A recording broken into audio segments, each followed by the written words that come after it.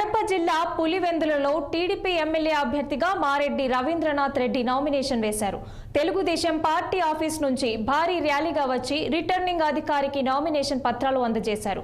TDP కార్యాలయంలో మత పెద్దలు బీటెక్ రవి గెలుపును కాంక్షిస్తూ సర్వమత ప్రార్థనలు నిర్వహించారు.